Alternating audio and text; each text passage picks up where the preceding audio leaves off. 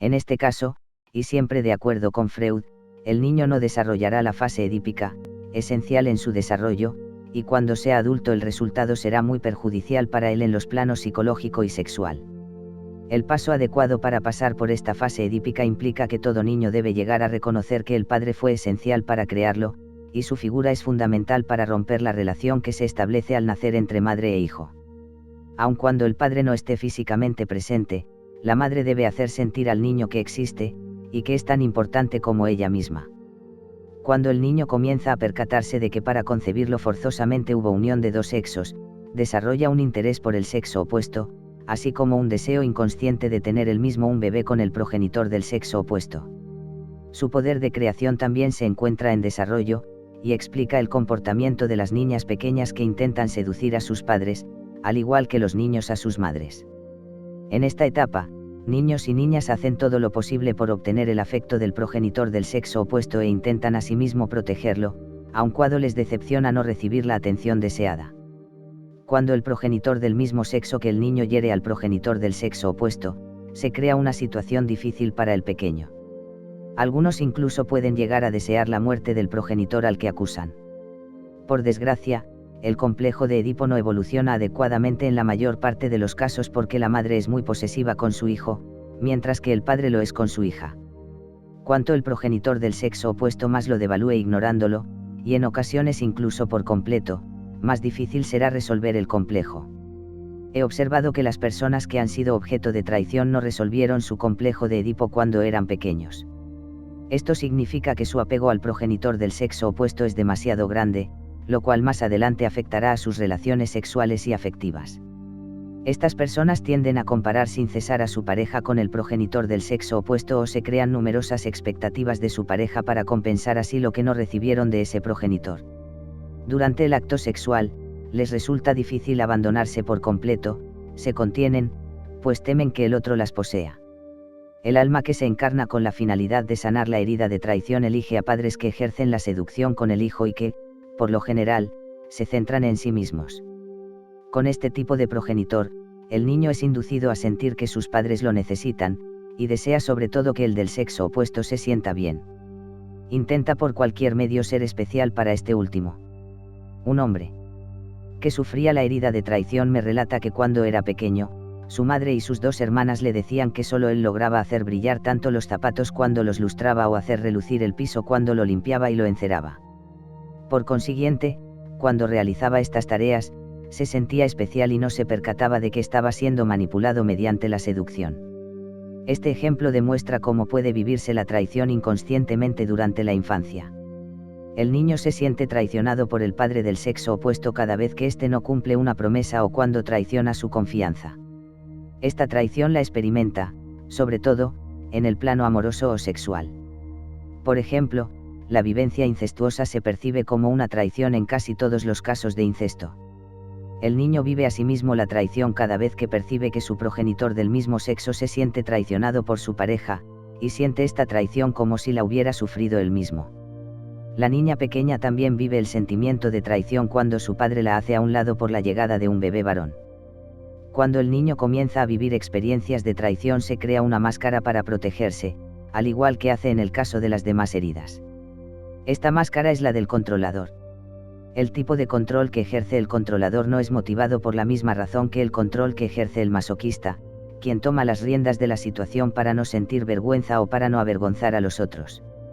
El controlador que ahora nos ocupa desarrolla esta conducta para asegurarse de que mantendrá sus compromisos, para ser fiel y responsable o para garantizar que los demás mantengan sus respectivos compromisos.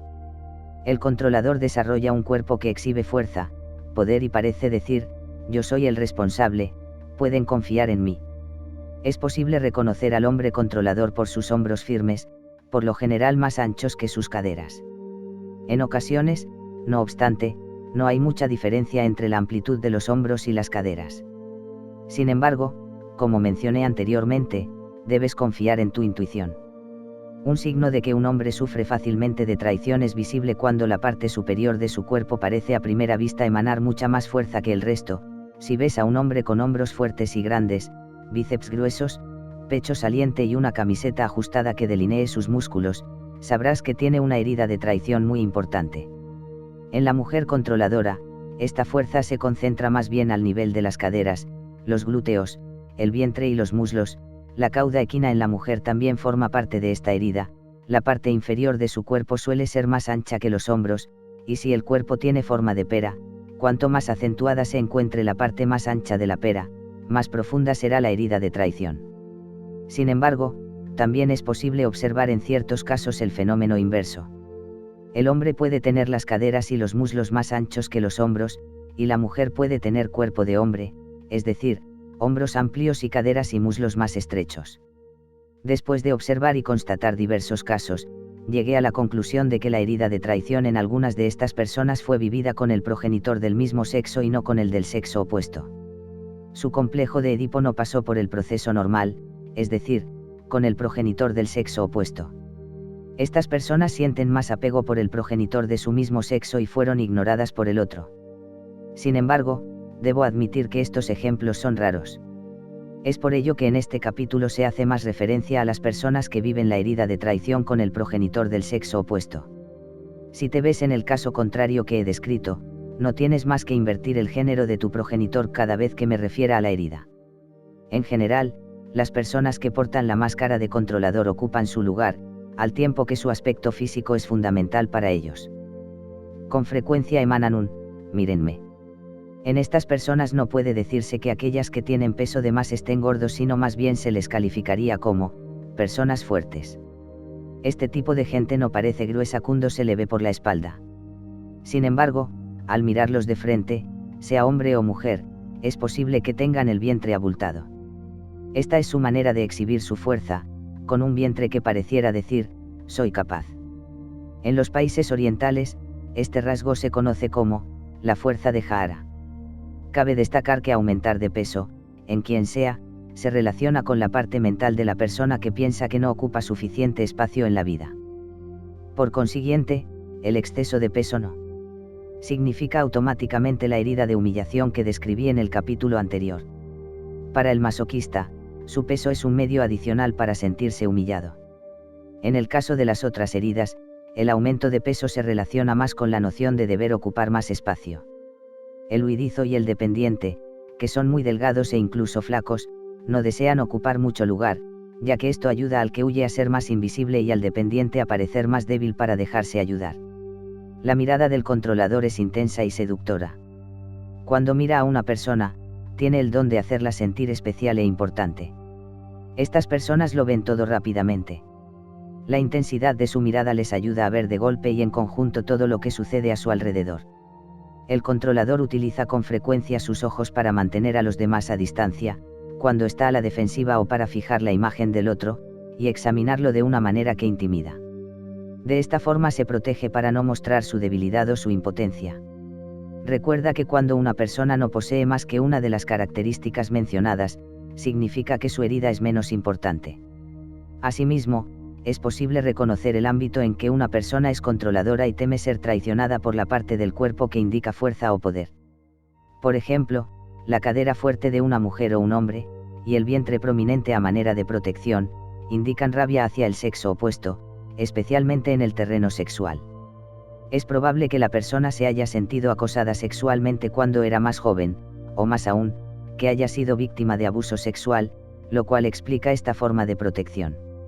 Si te reconoces en la descripción física del controlador pero en realidad te concibes como una persona introvertida, es posible que te sea más difícil identificarte con los comportamientos descritos, ya que el control que ejerces es mucho más solapado, y por consiguiente, más difícil de hacerse consciente. Si este es el caso, las personas que te conocen bien podrían decirte, al leer lo que sigue, si llevas la máscara de controlador. Cuando una persona es más extrovertida, su control es más aparente, y es más fácil que se percate de él. En cuanto al comportamiento y las actitudes interiores del controlador, destaca la fuerza como característica común a todos aquellos que tienen la herida de traición. Como les es difícil aceptar cualquier forma de traición, proveniente de ellos mismos o de los demás, hacen todo lo que está en su mano por ser personas responsables, fuertes, especiales e importantes. El controlador satisface así su ego, que no desea ver cuántas veces a la semana se traiciona a sí mismo o traiciona a otros sin percatarse de ello la mayor parte de las veces, porque traicionar es tan inaceptable que no desea admitir que puede hacerlo. Si es consciente de haber traicionado a alguien al no cumplir una promesa, se justifica con todo tipo de excusas e incluso puede llegar a recurrir a la mentira para evitar la verdad. Por ejemplo, afirmará que pensó hacer algo cuando en realidad no recordó que debía hacerlo. No olvides que cada una de nuestras heridas está presente para recordarnos que si los otros nos han hecho sufrir es porque nosotros les hemos hecho a ellos lo mismo o nos lo hemos hecho a nosotros mismos. Esto es algo que el ego no puede comprender ni aceptar. Si te reconoces en la máscara de controlador y sientes cierta resistencia al leer estas líneas, es tu ego el que se resiste, y no tu corazón. De las 5 heridas, el controlador es el que se crea mayores expectativas en quienes lo rodean porque suele prevenir todo para controlarlo. Mencioné en el capítulo anterior que el dependiente también crea muchas expectativas en los demás. Sin embargo, sus expectativas se relacionan con su necesidad de recibir ayuda y apoyo a causa de su herida de abandono, lo que le permite sentirse importante. En el caso del controlador, en cambio, sus expectativas tienen la finalidad de comprobar si hace bien lo que debe hacer, ya que eso le da confianza. Además, es muy hábil para adivinar las expectativas de los otros. Con frecuencia puede decir o responder algo en función de los deseos de otros aunque ello no suponga realmente que tenga la intención de hacer lo que acaba de decir. El controlador tiene una personalidad fuerte. Afirma lo que cree con fuerza y espera que los demás acepten lo que él piensa. Se forma rápidamente una opinión sobre alguien o algo y está convencido de tener la razón, da su opinión de manera categórica y desea a toda costa convencer a los demás. Utiliza con frecuencia la expresión, ¿me entiendes?, para asegurarse que se ha dado a entender bien. Cree que cuando alguien más lo entiende, significa que está de acuerdo con él, lo que por desgracia no siempre es el caso. He comprobado con varias personas controladoras que no se percatan hasta qué punto intentaban convencerme cuando me expresaban su opinión, de hecho, negaban que lo hacían. Todas las máscaras tienen algo en común, en el momento en que la persona la lleva, no es consciente de hacerlo. Sin embargo, es más fácil que quienes la rodean vean qué máscara se ha colocado. La persona controladora se las ingenia para no participar en situaciones conflictivas o en las que no tendrá el control. Cuando está frente a personas que considera rápidas y fuertes, se retira por temor a no poder enfrentarlas. El controlador es rápido en sus actos. Comprende o desea comprender rápidamente y le resulta difícil tratar con las personas que se toman demasiado tiempo para explicar o narrar algo. Suele interrumpir y responder incluso antes de que su interlocutor haya terminado de hablar. No obstante, si alguien se atreve a darle el mismo tratamiento a él, dirá enérgicamente, permíteme terminar, no ha acabado de hablar. Es una persona talentosa y actúa rápidamente, por lo que muestra poca paciencia con las personas más lentas. Debe esforzarse para ceder, lo cual a menudo representa una oportunidad para intentar controlar a los otros. Por ejemplo, seguir en el coche a un conductor lento lo impacienta y le hace montar en cólera. El padre controlador exigirá que sus hijos sean rápidos y aprendan con rapidez, ya que eso es exactamente lo que se exige a sí mismo. Cuando algo no marcha a la velocidad que desea, y sobre todo cuando le molesta cualquier imprevisto, el controlador se enfurece. También le gusta ser el primero en acabar, sobre todo en cualquier tipo de competición. Acabar pronto es más importante que hacer bien las cosas. Algunas veces podrá incluso elaborar de nuevo las reglas del juego para que estén a su favor. Cuando las cosas no funcionan según sus expectativas, es fácil que se vuelva agresivo aunque no parezca estarlo, ya que en realidad aparenta ser alguien seguro de sí mismo, fuerte y una persona que no permite que la pisoteen. De los 5 caracteres, el controlador es el que tiene más altibajos en su estado de ánimo. Un minuto será todo amor y atención, y al siguiente montará en cólera por lo más mínimo.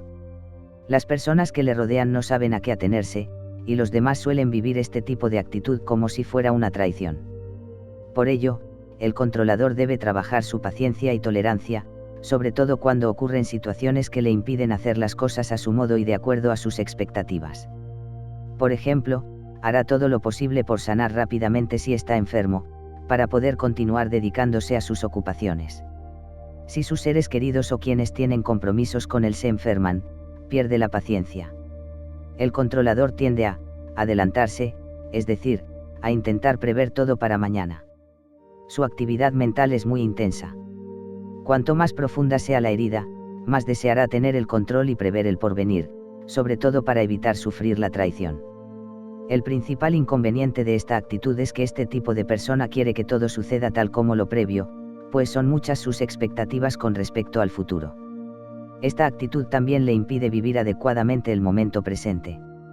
Por ejemplo, mientras trabaja se ocupará de planear sus futuras vacaciones, y durante las vacaciones planeará su regreso al trabajo o se preocupará por lo que ocurre en casa mientras no está. Con frecuencia le inquieta más imaginar lo que sucederá, y si todo sucederá como lo imaginó, que disfrutar el momento actual. El controlador llega temprano para garantizar que tendrá control sobre todo.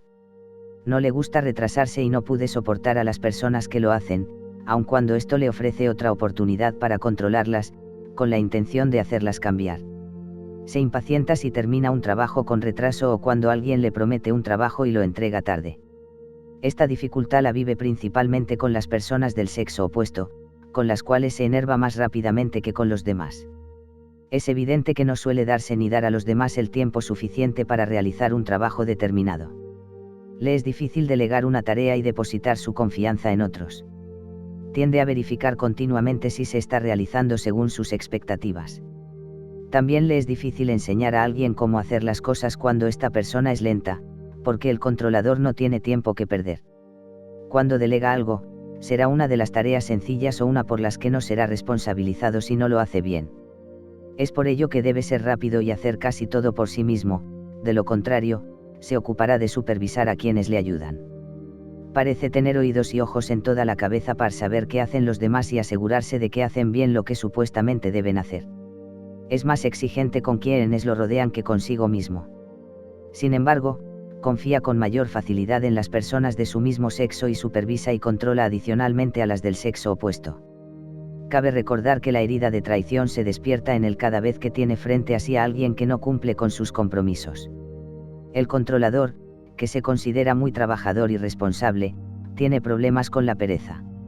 Según sus creencias, nadie tiene derecho a holgazanear hasta haber cumplido con todos los deberes de los que es responsable.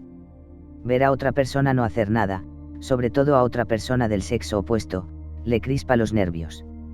La considerará perezosa y le será difícil confiar en ella. Por otra parte, se las ingenia para que todo el mundo sepa lo que hace, cómo lo hace y cuánto hace. Para él es fundamental que los otros vean hasta qué punto es responsable y es posible confiar en él. Detesta que no confíen en él, pues se considera tan responsable y talentoso que supone que los demás deberían hacerlo siempre. Sin embargo, no se percata de cuán difícil le resulta a él confiar en los demás. Para las personas que portan la máscara de controlador resulta importante su fuerza y, sobre todo, su valor. Son muy exigentes consigo mismos porque necesitan demostrar a los demás de lo que son capaces. Viven todo acto de cobardía, es decir, de falta de valor, como una traición. Se arrepienten enormemente de abandonar un proyecto, de no haber tenido el valor de llevarlo a su fin. Les es muy difícil aceptar este tipo de cobardía en los demás. También les es difícil fiarse de cualquiera, ya que temen que la confianza o las confidencias se utilicen algún día en su contra. Debe realmente tener confianza en la persona para que ésta llegue a ser su confidente. Sin embargo, es el primero en decir a los demás lo que le han confiado, aunque justificará que tuvo un buen motivo para hacerlo. Le gusta añadir su punto a lo que los demás dicen o hacen. Por ejemplo, si la madre está reprendiendo a su hijo, el padre controlador, poniéndose del lado de su esposa, añadirá: ¿entendiste lo que mamá te acaba de decir? Este asunto no le concierne, pero de cualquier forma se implica. Si esta situación sucede con la hija, es muy probable que la niña la viva como una traición, sobre todo porque es la niña de papá, y papá no se pone de su lado cuando mamá la castiga.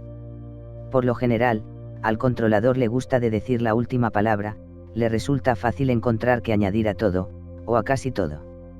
Se ocupa mucho de los asuntos de los demás. Como es rápido para ver todo lo que sucede a su alrededor y se considera más fuerte que el resto de la gente, se hace cargo de todo fácilmente. Cree que debe ayudar a los demás a organizar sus vidas, sin percatarse de que actúa así para controlar. Al ocuparse de los otros, puede controlar lo que desean hacer, así como cómo y cuándo hacerlo. Cuando el controlador se hace cargo de los problemas ajenos, siente que los demás son más débiles que él. Esta es una forma disfrazada de mostrar su propia debilidad.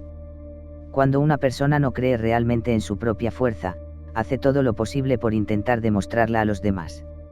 Ocuparse de los más débiles constituye un medio que se suele utilizar con este fin. El controlador es, además, muy sensible, pero esta sensibilidad no parece ser considerable, ya que está demasiado ocupado en demostrar su fuerza. Hemos visto en los capítulos previos que el dependiente se ocupa de los demás para garantizar su apoyo, y el masoquista lo hace para ser una buena persona y no avergonzar a nadie. Por su parte, el controlador se ocupa de los asuntos de los demás para no sufrir traición o para tener la certeza de que los otros responderán a sus expectativas. Si te ves como el tipo de persona que se siente responsable de organizar la vida de las personas más cercanas, te sugiero que examines tus motivos. El ego del controlador se altera fácilmente cuando alguien lo reprende por lo que hace, pues le disgusta sentirse observado, sobre todo, por otro controlador. Le resulta difícil tratar con personas autoritarias, pues cree que quieren controlarlo. Se justifica y siempre tiene un buen motivo para hacer las cosas a su modo. Rara vez admite sus temores y prefiere no hablar de sus debilidades. De hecho, el controlador comienza desde pequeño a decirse, yo puedo, déjenme hacerlo solo. Quiere hacer las cosas a su manera, pero para que los otros lo reconozcan, lo feliciten y, sobre todo, para que comenten lo bien que lo hace. No quiere mostrar su vulnerabilidad por temor a que alguien la aproveche y lo controle. Prefiere mostrarse valiente, audaz y fuerte en la mayoría de las ocasiones. Por lo general, no actúa sino a su antojo. Dice a los demás lo que desean escuchar pero no se percata de ello y acaba por hacer las cosas según su voluntad. Por ejemplo, un día mi marido y yo contratamos a una persona del tipo controlador para que realizara unos trabajos en casa. Al explicarle a este señor lo que queríamos que hiciera y por qué lo queríamos de cierta forma, vi que no estaba de acuerdo y que le disgustaba que le dijera qué hacer, pues él era el experto en reparaciones. Así, intentó convencerme de la forma en que él veía las cosas sin tener en cuenta nuestras prioridades. Respondí que comprendía su punto de vista pero que, de acuerdo con lo que necesitábamos, mi marido y yo preferíamos otra cosa. Muy bien, contestó. Sin embargo, 2 días después, descubrí que había actuado a su antojo, como él quería. Cuando le expresé mi descontento porque no era lo que yo había pedido, ya tenía listas sus justificaciones. Se las arregló para decir la última palabra, ya que era demasiado tarde para hacer las obras de nuevo. Mencioné que el controlador no aprecia a las personas autoritarias, aun cuando no se percata del número de ocasiones en las que él mismo ha dado órdenes o ha decidido precipitadamente por los demás.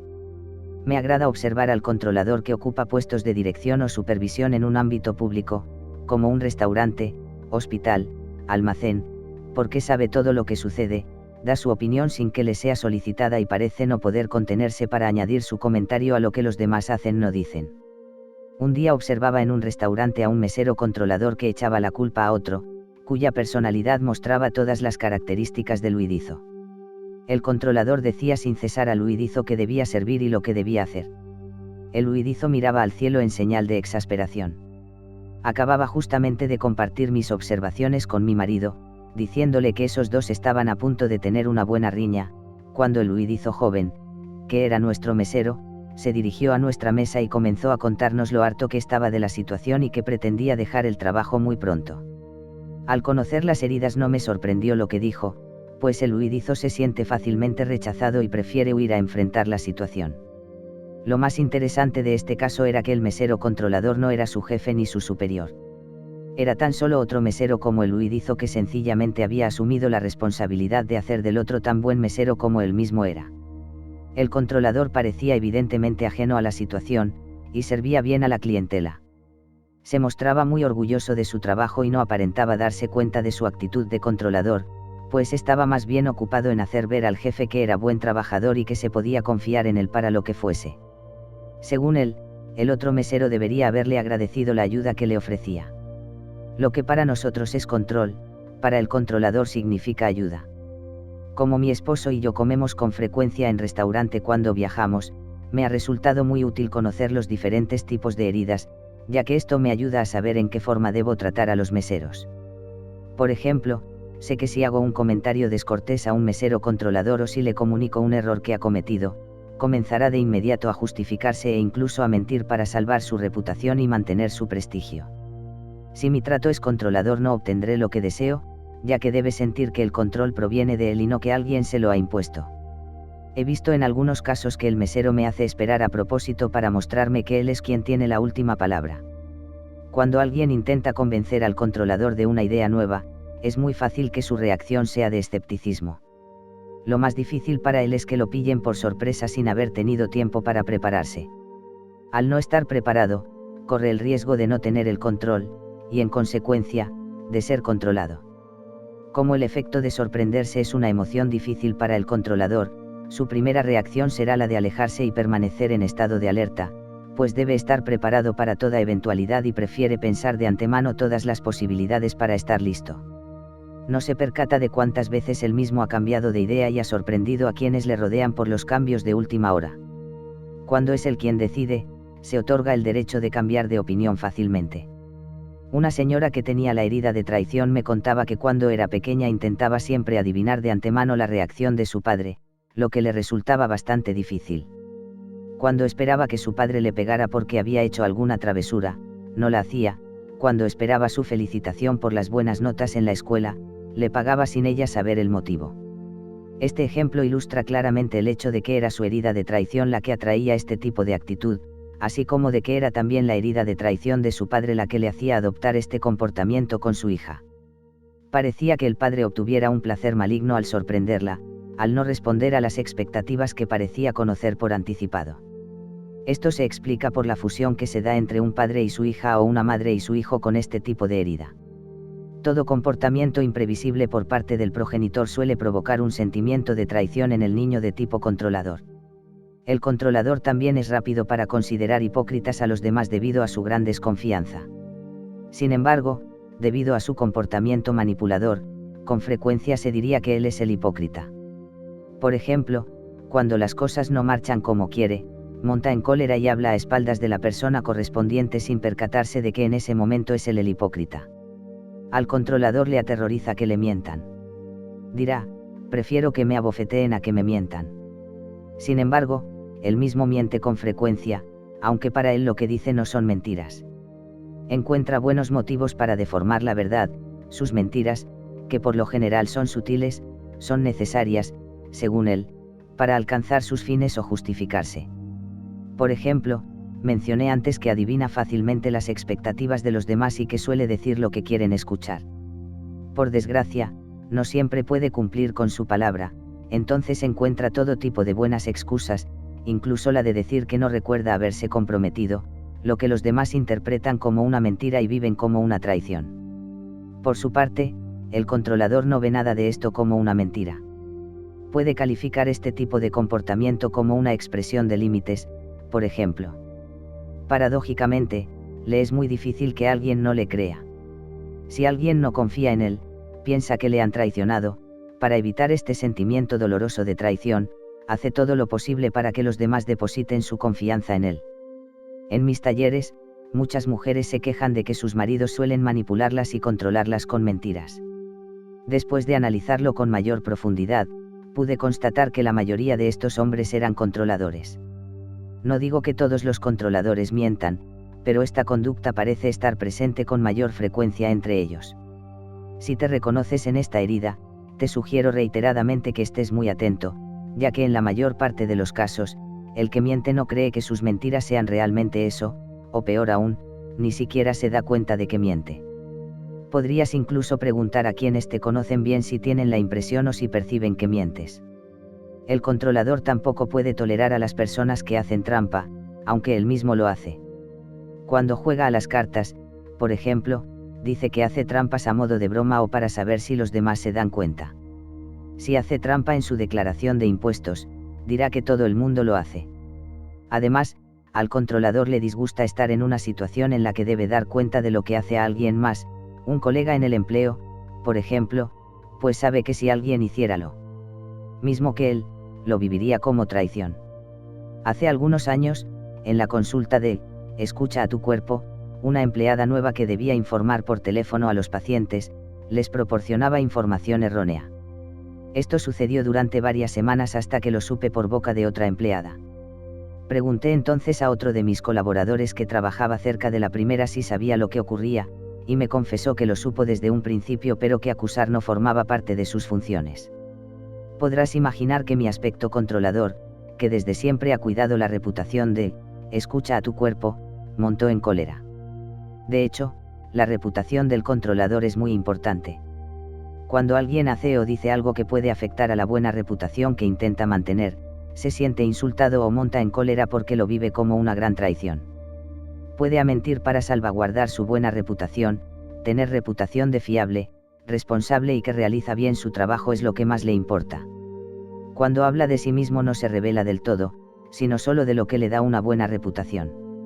Incluso le es difícil ser fiador de alguien para un préstamo de dinero porque teme por su reputación si no le pagan. Si después de reflexiones maduras se decide a ser fiador de otra persona y ésta no respeta su compromiso de pago, el controlador lo vivirá como una traición importante y difícil de soportar. El controlador es también el tipo de persona que no se endeuda, y cuando lo hace, paga lo más rápidamente posible para mantener su buena reputación.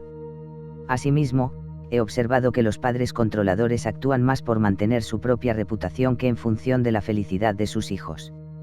Intentan convencer a los niños de que es por su bien, pero estos no se dejan engañar, y saben cuando sus padres están pensando en sí mismos. El progenitor controlador quiere decidir por sus hijos, mientras que el que realmente piensa en el beneficio de ellos se tomaría tiempo para preguntarles lo que les gustaría.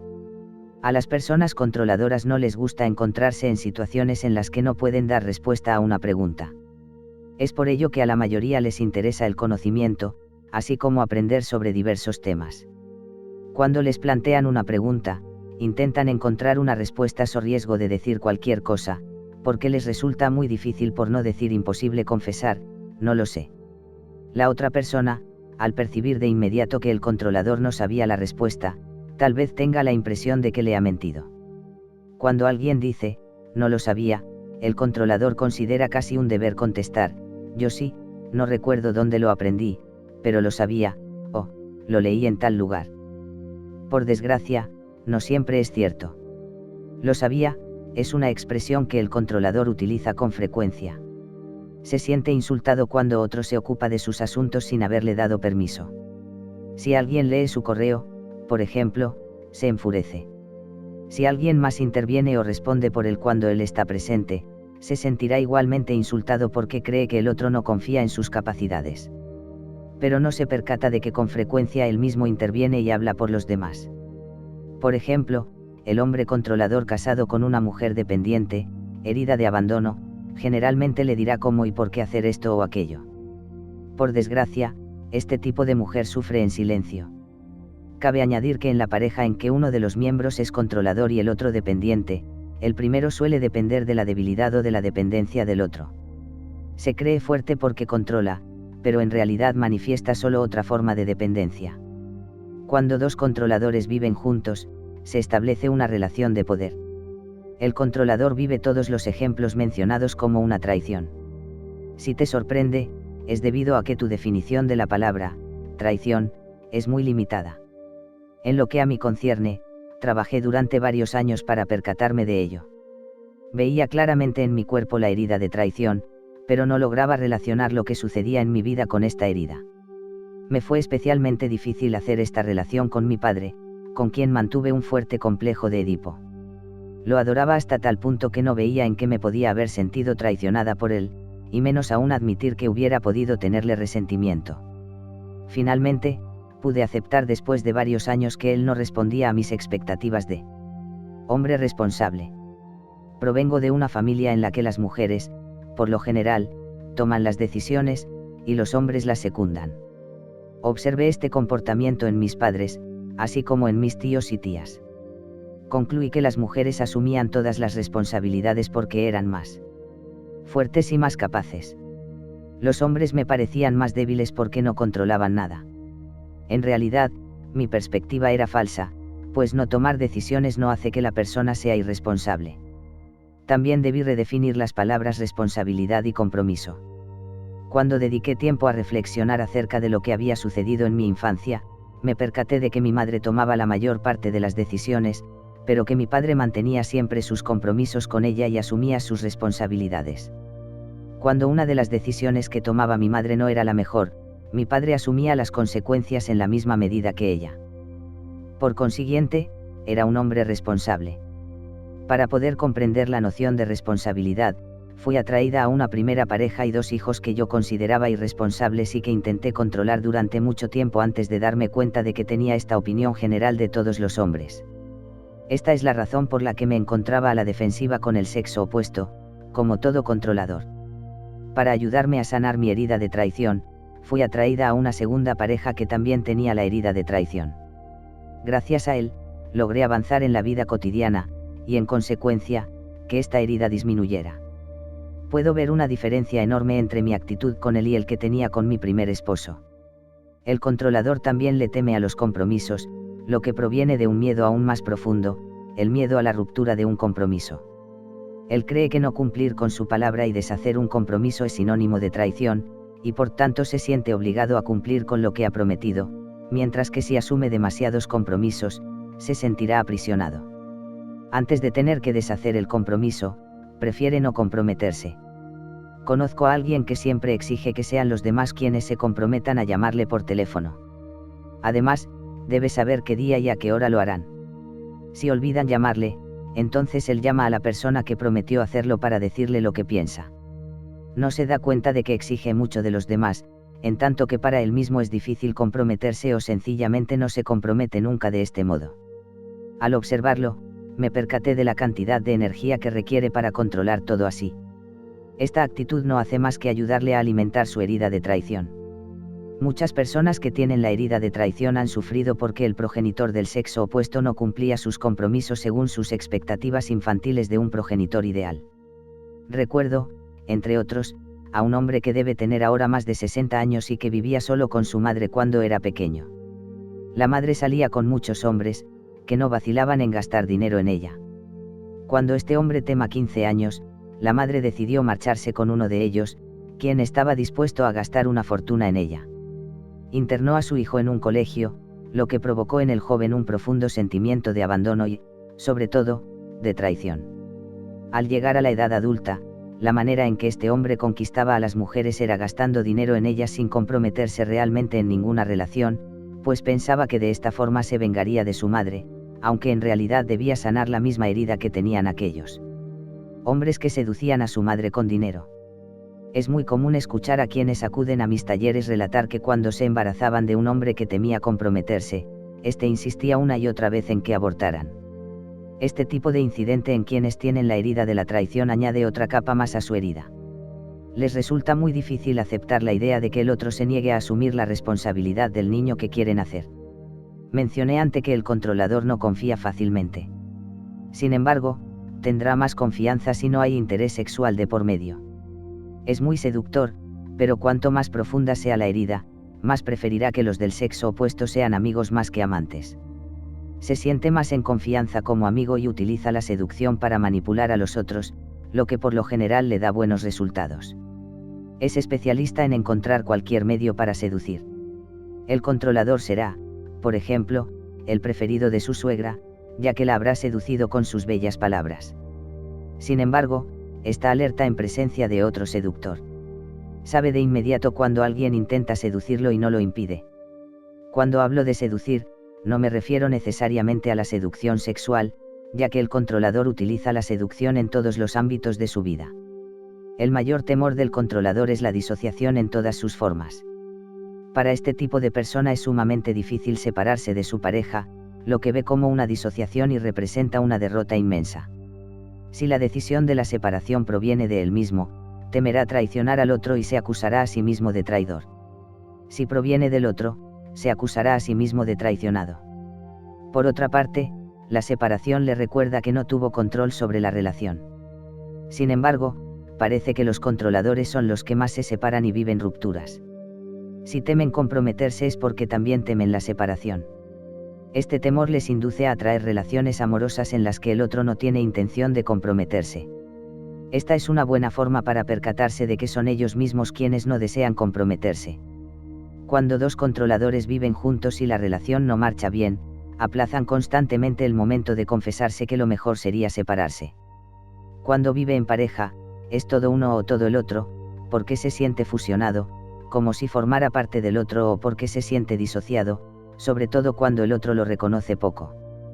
Para el controlador, estar disociado significa sentirse separado o apartado del otro. De hecho, utiliza a menudo la palabra separado en su vocabulario. Dirá, por ejemplo, me siento separado de mi cuerpo. Una señora me relató en una ocasión que tan pronto surgía un malentendido con su esposo, se sentía cortada en dos, desesperada ante el temor de una separación. En las situaciones de este tipo, perdía completamente la confianza en sí misma. Esta señora también sufría la herida de abandono, lo cual duplicaba su temor a la separación. De acuerdo con mis observaciones, la herida de abandono, en la mayoría de los controladores, se desarrolló antes que la de traición.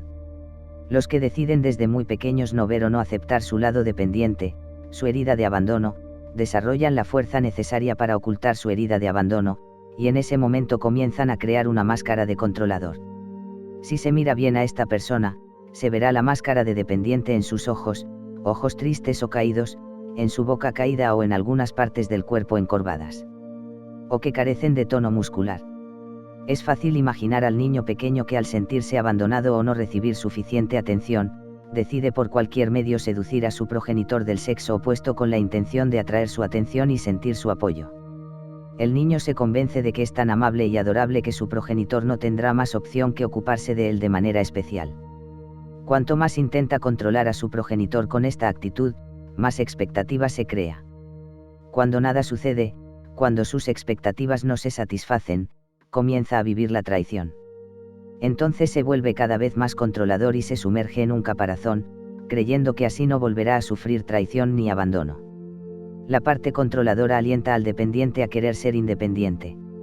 En algunas personas, la herida de abandono predomina sobre la traición, mientras que en otras ocurre lo contrario y la máscara de controlador es la que sobresale. El hombre que desarrolla sus músculos gracias a la halterofilia pero cuyo cuerpo se torna flácido cuando deja de hacer ejercicio, es un buen ejemplo de persona que sufre la herida de traición y abandono. Si te reconoces en la descripción de la máscara del controlador y también en la de dependiente, te sugiero de cualquier forma no descartar esta posibilidad. Permanece abierto a la idea de que también puede haber una herida de abandono en ti. La herida más predominante en el cuerpo es la que utilizamos con mayor frecuencia en nuestra vida cotidiana. Ahora, de acuerdo con mis observaciones, he comprobado que una persona puede sufrir abandono sin padecer necesariamente traición, pero que la que sufre traición también sufre abandono. Igualmente, he observado a varias personas cuyo cuerpo de pequeñas indicaba principalmente la herida de abandono y que con la edad comenzaron a desarrollar las características de la herida de traición. Lo inverso también es factible. El cuerpo está en constante transformación, y todo el tiempo nos indica lo que sucede en nuestro interior.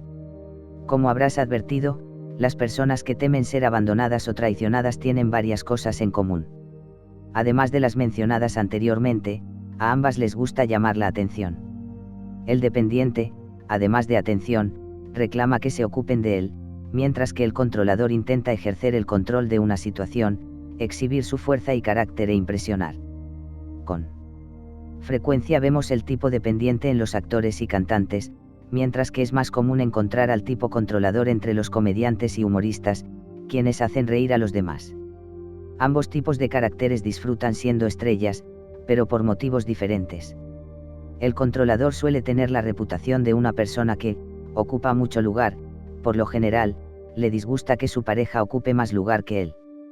Una participante de un de mis talleres me relató que mientras ella y su marido eran socios de negocios, todo marchaba bien entre ellos, pero desde el momento en que ella decidió trabajar por su cuenta y comenzó a hacer mejores negocios que el marido, aunque no en el mismo ámbito, la relación se deterioró y se transformó en una competición. El hombre se sintió traicionado, y la mujer se condenaba a sí misma de haberlo abandonado.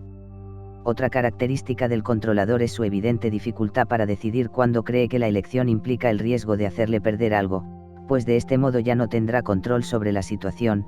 Esta es la razón por la que, en ocasiones, al controlador le resulta difícil decidirse o por la que se le acusa de pensarse demasiado las cosas. Cuando está seguro de sí mismo, sobre todo de tener el control de la situación, no existe dificultad alguna para decidirse. La dificultad para separarse se manifiesta a sí mismo en el trabajo. Si administra su propia empresa, puede llegar hasta a implicarse en una situación angustiosa, como una deuda grave, antes de reconocer que no puede continuar. Cuando es empleado, el controlador por lo general ocupa puestos directivos, y le resulta siempre difícil dejar una empresa. Puede hacerlo, pero no sin dificultades. Lo contrario también sucede. Cuando una persona de confianza que trabaja para él desea renunciar, vive penosamente esta situación, a menudo con coraje y agresividad. Debido a que por lo general tiene alma de líder, al controlador le gusta dirigir a otras personas y teme dejar de controlar, pues piensa que al hacerlo, ya no será más el que dirige. De hecho, ocurre lo contrario, cuando el controlador deja de controlar y solo se ocupa de dirigir, se convierte en mejor líder. Existe una diferencia entre controlar y dirigir. Controlar es conducir, administrar o gobernar bajo el dominio del temor. Dirigir es lo mismo, pero sin temor, es proporcionar un sentido de dirección sin que se desee necesariamente que las cosas se hagan a nuestra manera. Se puede ser jefe y a la vez seguir aprendiendo de nuestros subordinados. Su alma de líder a menudo hace que llegue a dirigir la empresa, pero sus expectativas y el control que desea ejercer le hacen sufrir demasiada tensión emocional. Cuanto más difícil le sea ceder en algo, más urgente y necesario será ponerlo en práctica. La negación es otro gran temor para el controlador, ya que para él recibir una negativa significa ser traicionado. Sin embargo, no se da cuenta del número de veces en que niega a los demás y los elimina de su vida. Por ejemplo, no da otra oportunidad a quienes han perdido su confianza, y con frecuencia no querrá siquiera dirigirles la palabra. Cuando monta en cólera y, sobre todo, si las cosas no marchan de acuerdo a sus expectativas, fácilmente puede dar la espalda a alguien en plena conversación o dejarlo hablando solo en una llamada telefónica. He mencionado que tiene dificultades con la pereza, la mentira y la hipocresía. Juzga o rechaza a todas las personas que se comportan así. Esta actitud suele manifestarse seguida de una separación. ¿Cuántas veces he escuchado a personas controladoras decir, ya no quiero saber nada de? No se percatan de que con esa actitud, niegan a los demás. Como el controlador es seductor, su vida sexual por lo general no suele ser satisfactoria más que en respuesta a la seducción. Esta es la razón por la que al controlador le gusta enamorarse, es decir, el aspecto apasionado de una relación. Cuando la pasión comienza a extinguirse, busca un medio para que la idea de finalizar la relación provenga del otro, y así no se le acusará de traición. La mujer controladora con frecuencia tiene la impresión de que los hombres la engañan y, por consiguiente, se encuentra a la defensiva. Le gusta hacer el amor, sobre todo cuando es su idea, cuando ella ha decidido dejarse seducir o porque ella desea seducir a su pareja. El hombre controlador prefiere hacerlo cuando la idea es de él.